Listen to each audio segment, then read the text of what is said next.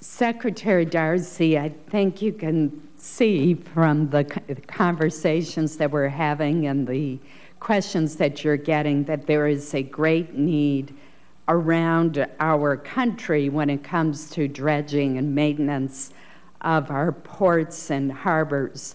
I will point out to my colleagues that in eastern Maine, in Eastport, we have a harbor that already could accommodate the Panamax vessels because it is naturally so deep, but it would require some infrastructure improvements. We'd welcome help with that, of course, as well.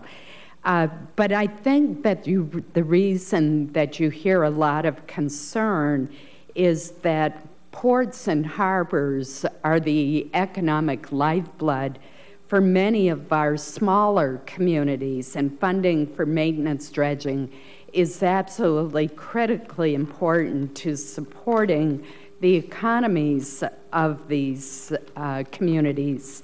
And that fact is not completely accounted for under the Army Corps' budget metrics, which tends to favor the larger ports. I do appreciate the fact that there is money in the President's budget for some important projects in Maine, but I would like to highlight the $30 million for operations and maintenance projects at small, remote, or subsistence navigation harbors and waterways that the committee has included in recent years. What funding is proposed under the fiscal year 2014 budget request to meet the dredging and maintenance needs of our nation's smaller ports and harbors? And how do you respond to the argument that the formula used, the metrics used by the Corps, puts these smaller ports and harbors at a disadvantage? Senator, I believe for the low-use subsistence harbors, I think it's $34 million is in the 14 request. I'm going to ask staff to 43. 43. It was 34 2 years ago. It's 43 million in this budget request for this year for the low-use harbors. And in response to the overall way that we make determinations in prioritizing the funding, as one senator mentioned earlier, that 59 of our 59 of our commercial high-use harbors get the majority, not only of the commerce, 90% of the commerce pass through those 59 harbors, but they get the majority of the funding because they're the highest commercial use harbors.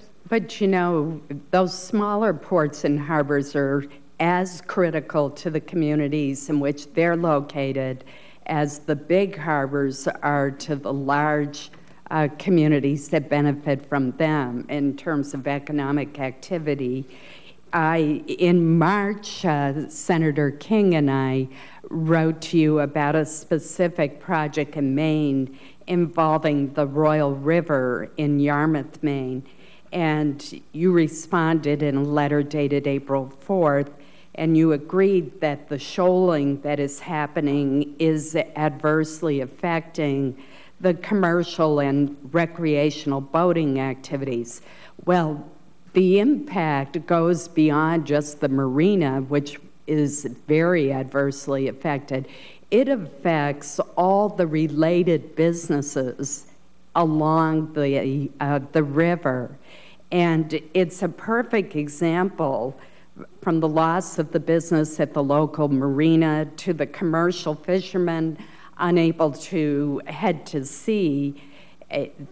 And there's also a significant safety issue. It's a perfect example of a small town that is very much affected if the dredging and the maintenance is not done.